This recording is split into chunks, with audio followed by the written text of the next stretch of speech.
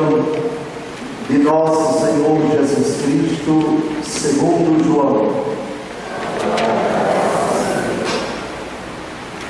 Naquele tempo, Jesus saiu com os discípulos para o outro lado da torrente do Cedron.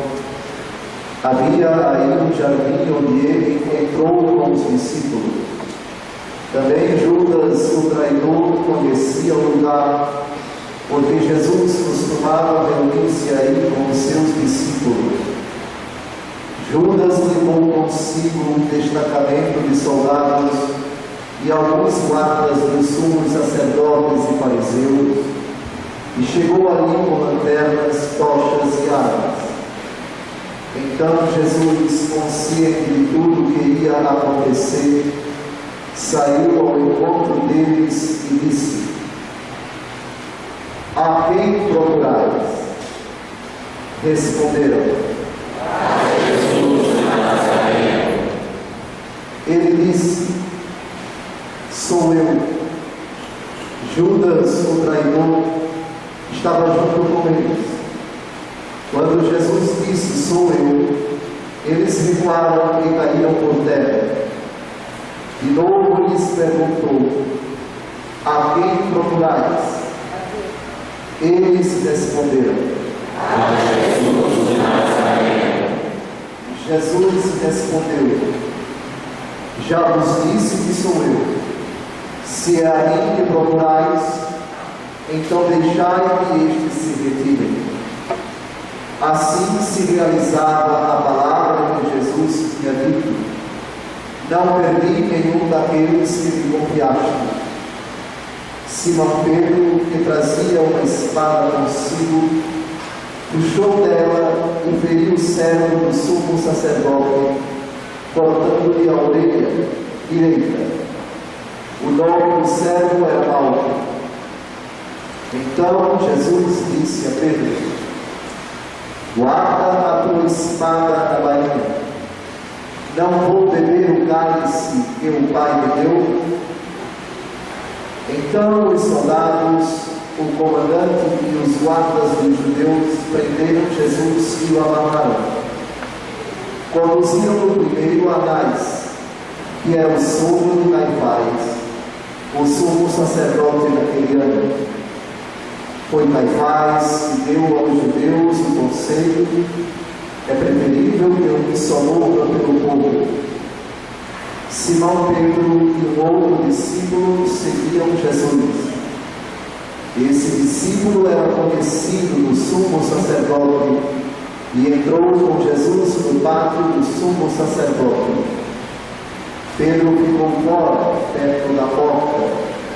Então o outro discípulo, que era conhecido do sumo sacerdote, saiu, conversou com a encarregada da porta e levou Pedro para dentro. A criada que guardava a porta disse a Pedro: "Não pertences também tu aos discípulos desse homem?" Ele respondeu: "Não." Os empregados e os guardas fizeram uma fogueira e estavam se aquecendo, pois fazia frio. Pedro ficou com eles aquecendo-se. Entretanto, o sumo sacerdote interrogou Jesus a respeito de seus discípulos e de seu ensinamento.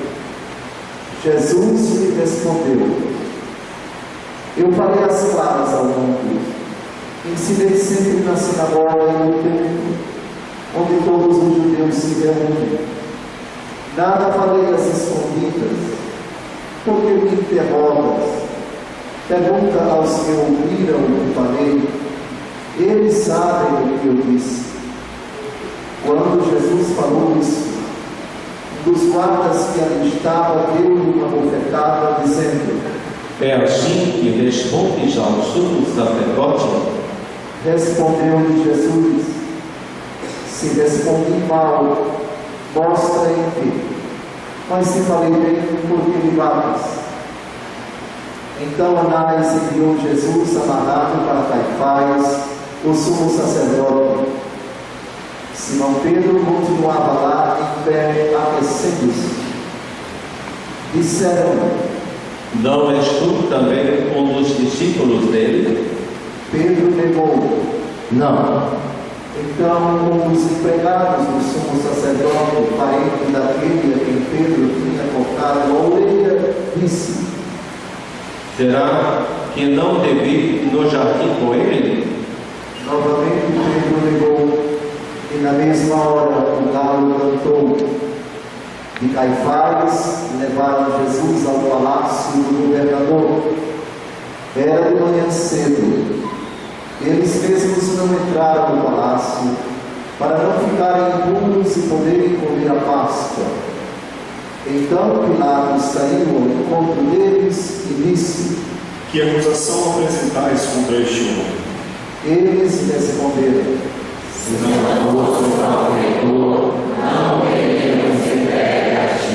Pilatos disse: Tomai vós mesmos e julgai de acordo com a vossa lei. Os judeus lhe responderam: Nós não podemos condenar ninguém à morte. Assim se realizava o que Jesus tinha dito, significando de que morte havia de morrer. Então Pilatos entrou de novo no palácio, chamou Jesus e perguntou-lhe: Tu és o rei dos judeus? Jesus respondeu: Estás dizendo isso por ti mesmo, ou outros te disseram isso de mim? Pilatos falou: Por acaso sou judeu? O teu povo e os sumos sacerdotes te entregaram a mim. O que fizeste? Jesus respondeu: O meu reino não é deste mundo. Se o meu reino fosse deste mundo, os meus guardas teriam lutado para que eu não fosse entregue aos judeus. Mas o meu reino não é daqui. Pilatos disse a Jesus: Então, tu és rei? Jesus respondeu: Tu o dizes. Eu sou o rei. Eu nasci e vim ao mundo para isto, para dar testemunho da verdade. Todo aquele que é da verdade, escuta a minha voz. Pilatos disse a Jesus: O que é a verdade? Ao dizer isso, Pilatos saiu ao encontro dos judeus e disse-lhes: Eu não encontro nenhuma culpa nele, mas existe de vós o costume que pela Páscoa eu vos solte preso. Quereis que vos solte o rei dos judeus? Então começaram a gritar de novo: Barrabás era um bandido. Então Pilatos mandou flagelar Jesus. Os soldados teceram uma coroa de espinhos e colocaram na cabeça de Jesus. Vestiram-no com um manto vermelho, aproximavam-se dele e diziam: e davam-lhe bofetadas. Pilatos saiu de novo e disse aos judeus: Olhai, eu o trago aqui fora, diante de vós, para que saibais que não encontro nele crime algum. Então Jesus veio para fora, trazendo a coroa de espinhos e o manto vermelho.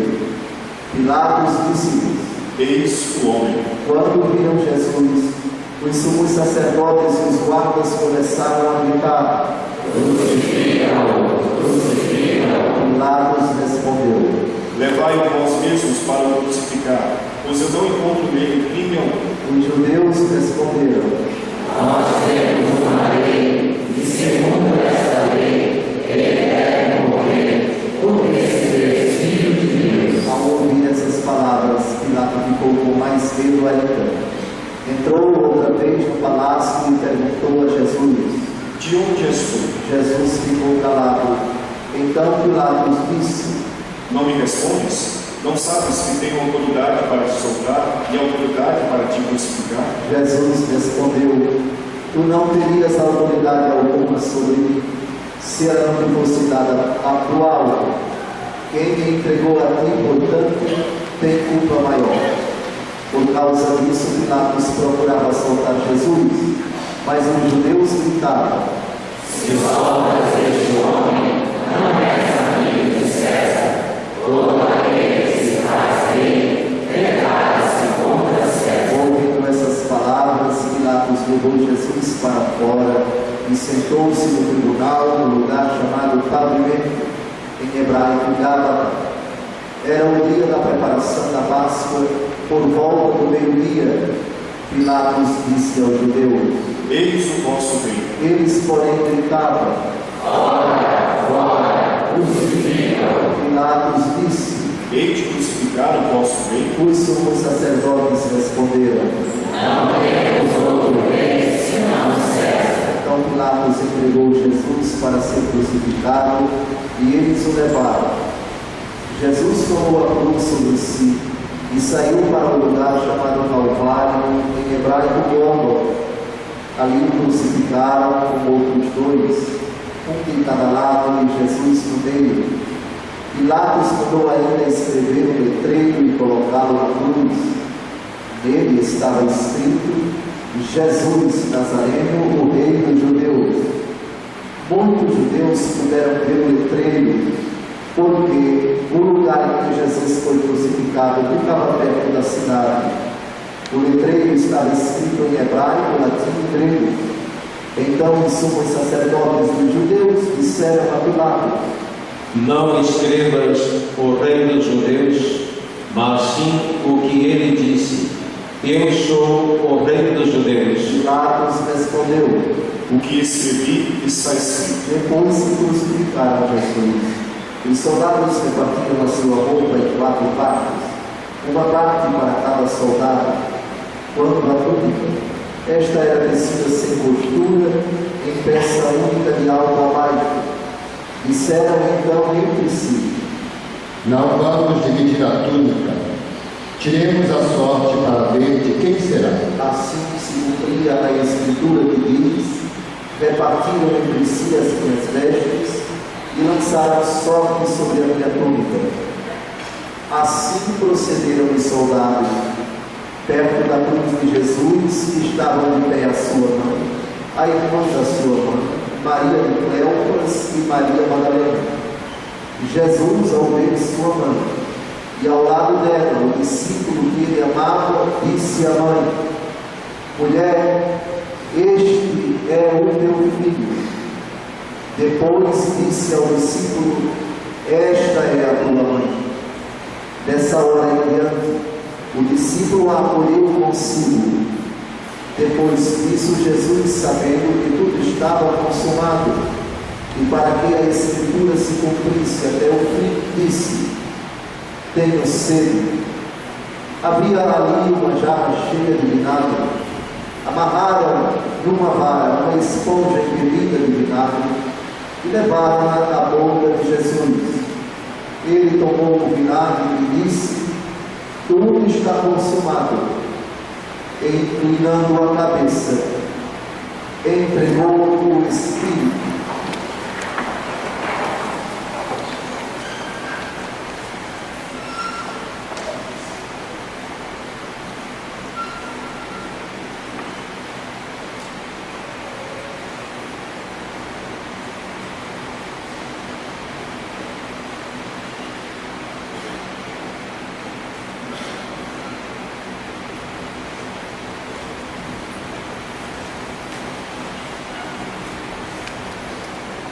Era o dia da preparação para a Páscoa. Os judeus queriam evitar que os mortos ficassem na cruz durante o sábado, porque aquele sábado era o dia de festa solene. Então pediram a Pilatos que mandasse quebrar as pernas aos crucificados e os tirasse da cruz. Os soldados foram e quebraram as pernas de um e depois do outro, que foram crucificados com Jesus. Ao se aproximarem de Jesus e vendo que já estava morto, não lhe quebraram as pernas, mas um soldado abriu-lhe o lado com uma lança e logo saiu sangue e água. Aquele que viu dá testemunho, e seu testemunho é verdadeiro, e ele sabe que fala a verdade, para que vós também acrediteis. Isso aconteceu para que se cumprisse a Escritura que diz: não quebrarão nenhum dos seus ossos. E outra Escritura ainda diz: olharão para aquele que traspassaram. Depois disso, José de Arimateia, que era discípulo de Jesus, mas às escondidas por medo dos judeus, pediu a Pilatos para tirar o corpo de Jesus. Pilatos consentiu. Então José veio tirar o corpo de Jesus. Chegou também Nicodemos, o mesmo que antes tinha ido de noite encontrar-se com Jesus. Levou uns 30 quilos de perfume feito de mirra e aloés. Então tomaram o corpo de Jesus e envolveram-no com os aromas em faixas de linho, como os judeus costumam sepultar.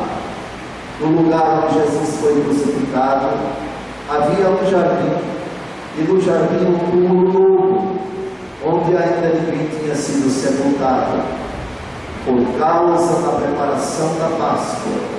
E como o túmulo estava perto, foi ali que colocaram Jesus. Palavra da salvação. Glória a vós, Senhor.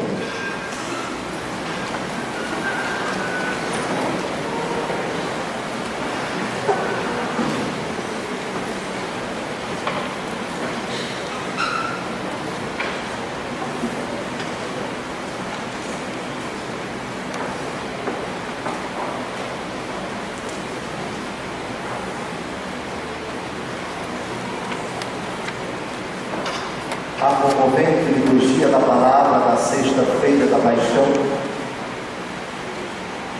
é carregada de leituras com afirmações extremamente tocantes para todos nós cristãos. O céu e a terra,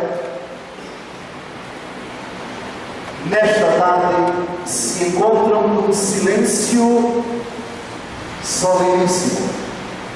Aquele do versículo 1 do capítulo 8 do Apocalipse de São João, depois que o último selo foi tirado, aspas, e houve silêncio no céu por meia hora.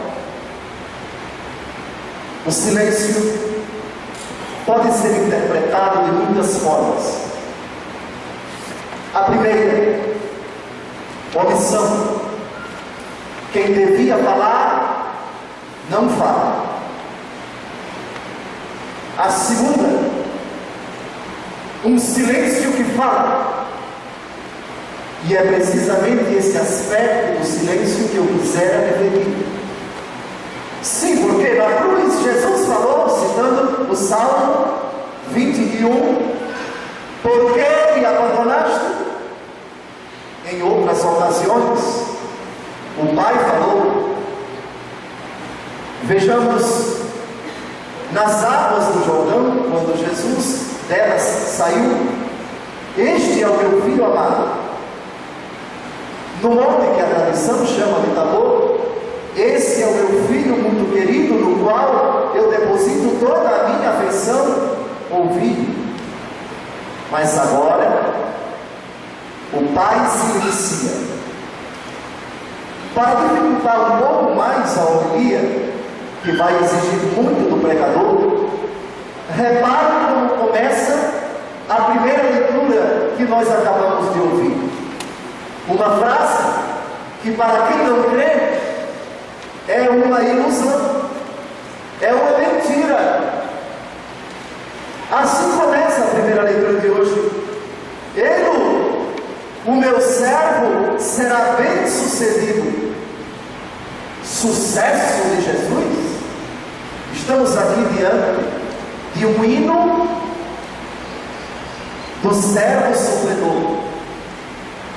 São 4 poemas dedicados a essa pessoa misteriosa, até então, uma figura enigmática por cujo sofrimento os homens seriam salvos, por cujas humilhações nossas iniquidades seriam canceladas. Como então explicar que o silêncio do Pai e a morte de Jesus provam o sucesso de nosso Senhor ao consumar a missão para a qual Ele foi enviado? Não é simples, e ao mesmo tempo é a resposta. é somente olhar o resto da primeira frase da primeira leitura. Leiamos toda. Ele, o meu servo, será bem sucedido, sua ascensão será ao mais alto grau. É São Paulo quem, no capítulo 2 da carta aos Filipenses, desdobra essa afirmação do profeta.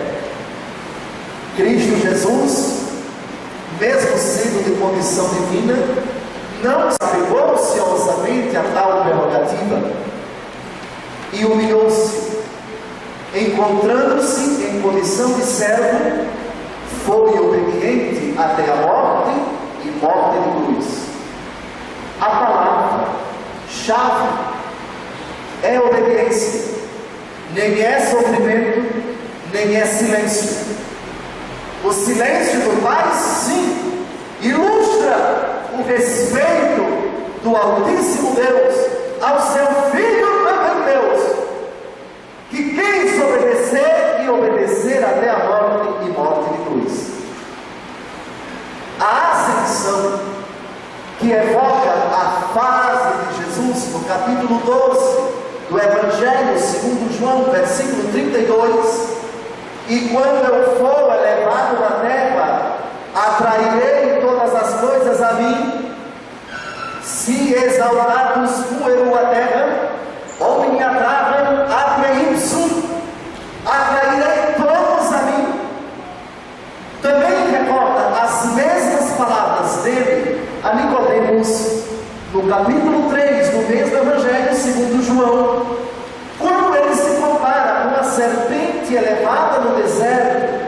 Lembram-se vocês do livro dos Números, quando o povo em peregrinação na terra prometida começou a murmurar contra Moisés e contra Deus, o Senhor mandou serpentes abrasadoras. Números capítulo 11. O povo se dirige a Moisés pecando, clama a Deus para que essa serpente se afaste. O Senhor Deus determinou. É a primeira vez que Deus manda fazer uma imagem. O protestantismo diz que Deus proíbe imagem, proíbe em certas circunstâncias e por certos motivos. Em outras circunstâncias e por outros motivos, Deus manda fazer imagens. Então mandou levantar uma haste, uma serpente, hoje nós diríamos em linguagem brasileira, um totem, um monumento, uma escultura, e todos os que olhavam para a serpente ficaram curados. Pois bem, Jesus vai no capítulo 11 do livro dos Números, lá no Antigo Testamento, e diz como a serpente foi levantada no deserto por Moisés, é necessário que o Filho do Homem seja elevado, para que todos os que nele creem tenham a vida eterna. E é nesse mesmo capítulo que ele diz: tanto Deus amou o mundo que enviou o seu Filho, para que todo o que nele crê não pereça, mas tenha a vida eterna.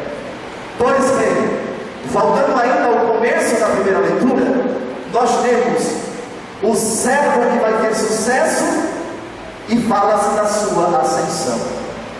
A ascensão, todavia, é o termo, é o desfecho, é a meta, é o corolário, é a consumação, é a consequência última desse processo dramático descrito nesta que talvez seja a primeira leitura mais longa de toda a liturgia da Igreja ao longo do ano.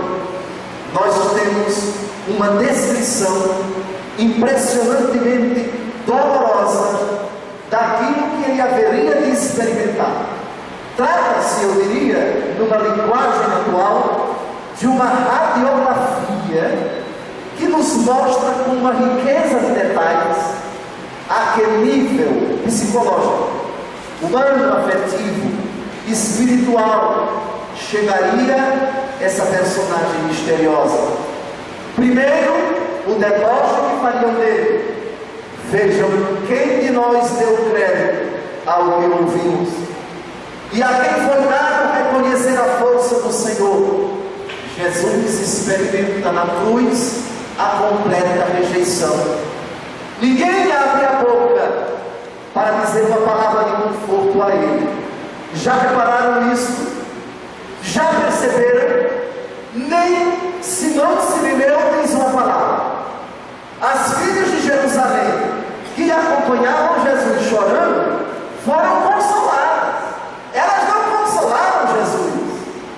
E mais, nem a Virgem Maria, sua mãe nossa Santíssima, as Escrituras descrevem uma única palavra dela. Nela, o espanto de quem não tem pecado. Em todos os outros, a vergonha de quem está cheio de pecado. Por isso, volto ao início da homilia. Silêncios da parte de muitos. Outros falam: Anás, atrevido; Caifás, cínico; Pôncio Pilatos, cara lisa; Herodes, covarde; a multidão crucificam. Há também o silêncio de Barrabás. Sabe o que significa Barrabás? Bar é um prefixo hebraico que significa filho. Abás vem de Abá. Abá quer dizer pai. Bar-Abá, filho do pai. Reparem que ironia. O filho do pai eterno vai ser condenado, enquanto que aquele outro chamado Barrabás é apresentado por Satanás como a pantomima do inocente. O culpado é tido como inocente, soltem Barrabás. O inocente é reputado culpado, crucificam. As contradições são gritantes. O medroso, o apavorado, Pôncio Pilatos, que diante das palavras de Jesus, que vai falando cada vez menos, vai se sentindo cada vez mais amedrontado. Por isso, quem me entregou tem um pecado maior. E ele, com medo, fazia de tudo para salvar Jesus. Mentira. Aqui se trata de um palhaço, aqui se trata de um homem sem personalidade, que está tentando encontrar um meio de agradar a gregos e judeus, a satisfazer a ira da turma, que ele sabe está sendo instigada pelas autoridades religiosas, que estão ameaçando a ele. Não temos outro rei senão César. Reparem, quem é rei para os judeus? É Deus. Eles chegam ao cúmulo de dizer: não temos outro Deus senão César. E se você o liberta, você se coloca contra César. Entenderam a ameaça? Eles foram bem subliminares. Se você soltá-lo, César vai saber que você está concordando com os propósitos dele de ser rei. Sua cabeça vai rolar. Aqui nós estamos diante de silêncios de covardes, de silêncios espantosos de inocentes. E aqui eu colocaria apenas a bem-aventurada Virgem Maria, que está aqui em algum lugar, no litóstrodos, não sei, está perto do seu filho, na hora da sentença do julgamento ímpio. Os evangelistas não dizem onde a Virgem está, só vai colocá-la mais na frente do Calvário, no capítulo 19, quando aos pés da cruz ela, com o discípulo que Jesus amava, São João, aparece. Quando Jesus entrega, e esse é o penúltimo legado da igreja, para a igreja. Aqui é preciso estar atentos. As últimas palavras de uma pessoa, elas valem muito, elas pesam muito, elas significam muito. As últimas palavras de Jesus: por que me abandonaste? Jesus assume as palavras do Salmo 21 e, representando a humanidade diante do sofrimento do inocente, no auge da sua paixão, clama. O pai respondeu, Dom José respondeu. Como Dom José? Agora olhamos para a segunda leitura. É na segunda leitura que a palavra obediência vai aparecer. Ela já foi citada por mim ao recordar Filipenses capítulo 2, o hino cristológico, e depois que ele foi obediente até a morte de cruz, Deus o exaltou soberanamente e o colocou acima de todo nome. Agora nós vamos ver um aspecto pouco conhecido, pouco falado da pessoa de Jesus. Cristo, nos dias de sua vida presente, da sua vida terrestre, Hebreus 5, versículo 7, dirigiu preces e súplicas conforme clamor e lágrimas àquele que era capaz de salvá-lo da morte, e foi atendido por causa de sua entrega a Deus. Aqui está a chave, aqui está a frase que ajuda a dissipar muitas dúvidas. A primeira, de um quase pagão ou de um cristão desavisado, quer dizer então que o pai que chama Jesus de filho muito amado ficou alegre, ficou feliz com a morte de Jesus na cruz? Pode alguém ficar feliz vendo o outro sofrer, e mais ainda, esse outro sendo seu filho, e mais ainda, esse seu filho sendo Deus? A resposta é sim, mas não pelo sofrimento em si. Na cruz nós temos sofrimento e obediência no sofrimento. O que agrada ao Pai não é o adjunto adverbial de lugar no sofrimento, ou o adjunto adverbial de modo pelo sofrimento, ou o próprio substantivo sofrimento, mas um outro substantivo, a obediência. De novo o texto: e foi atendido por causa de sua entrega a Deus. Mesmo sendo filho, aprendeu o que significa a obediência a Deus por aquilo que sofreu. A palavra-chave é obediência. Obediência como consequência do amor. Deus, antes de tudo, ama Deus infinitamente. O Pai, antes de nos amar, se é que se pode falar de antes em Deus, porque Deus é a realidade eterna, na qual não existe antes, durante e depois, mas entendemos que se fala de antes em Deus, em consideração a cada um de nós, em consideração à criação, portanto em relação às criaturas. Antes de Deus nos amar, Deus ama. Deus é amor. O Pai ama eternamente o Filho, e o Filho ama eternamente o Pai. E é precisamente quando o Filho assume a missão de nos salvar, por amor a Deus e aos homens. Aqui é preciso destacar primeiro o amor do Filho pelo Pai, para que nós compreendamos que o Pai, ao permitir que o Filho morresse na cruz, permitiu por amor. O Pai não podia ser enviado, porque missão é obra do Filho e do Espírito. O Pai não vem senão por meio do Filho e do Espírito. Mas ao permitir que o Filho venha e se esgote por nós e se consuma por nós até a morte, falo por amor. O Filho, em contrapartida, obedece por amor. Trata-se, portanto, de uma causa frontal chamada amor, e uma finalidade, precisamente o amor, por causa da sua entrega a Deus. Assim, na consumação da sua vida, tornou-se causa de salvação eterna para todos os que lhe obedecem.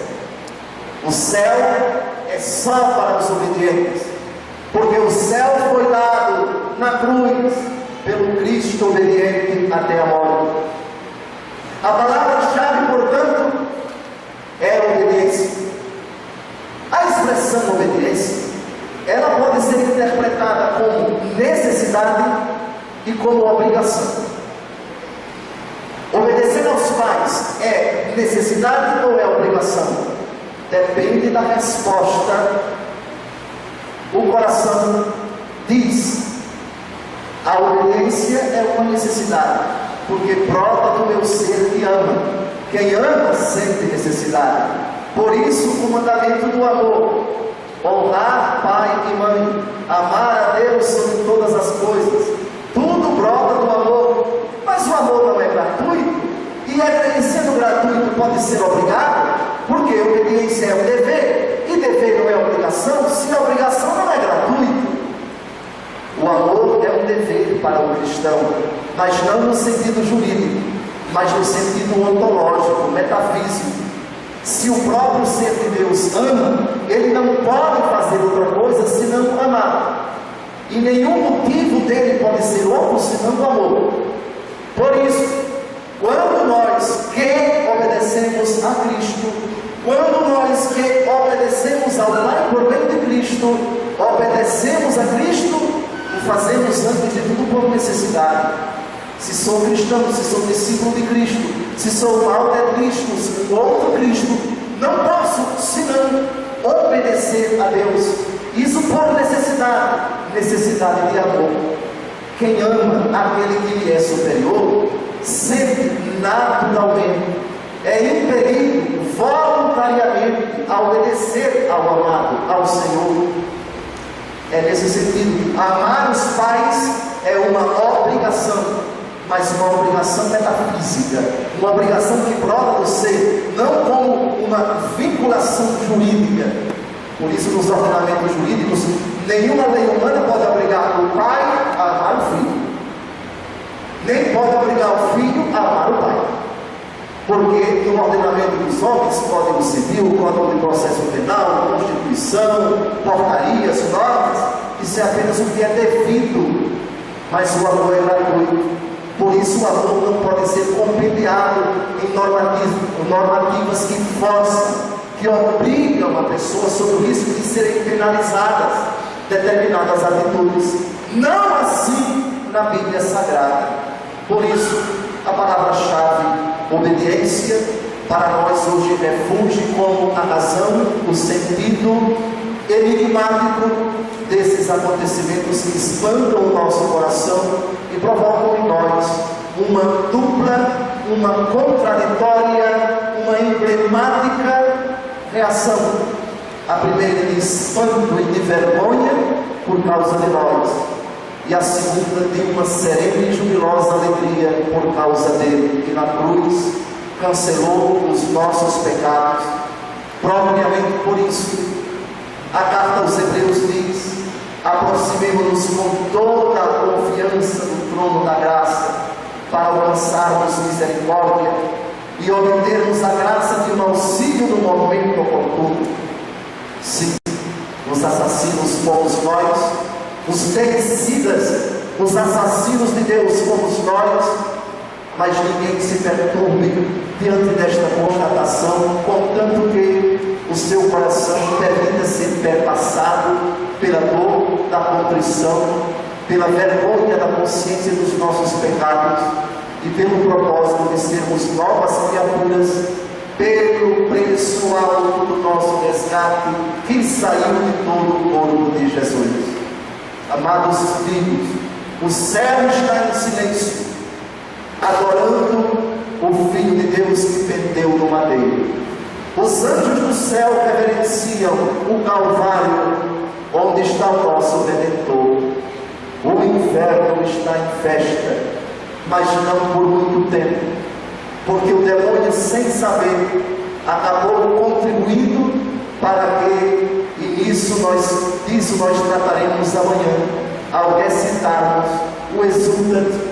Citaremos uma frase de Santo Agostinho, que vai chamar o pecado de Adão de um pecado feliz, mas entenda-se, porque ele possibilitou a intervenção de um tão grande Redentor.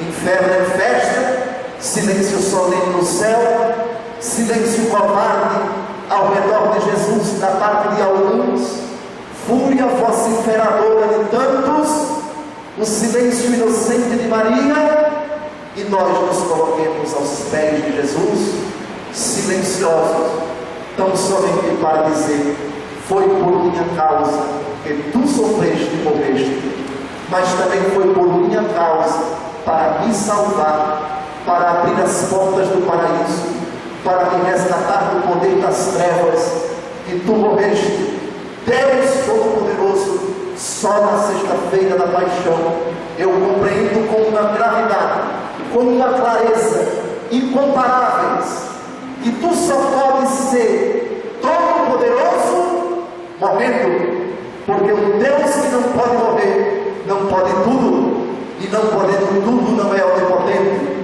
Tua onipotência está na fraqueza repugnante da cruz, a causa de nossa salvação. Jesus, eu te adoro, porque pela tua santa cruz remiste o mundo. Louvado seja nosso Senhor Jesus Cristo.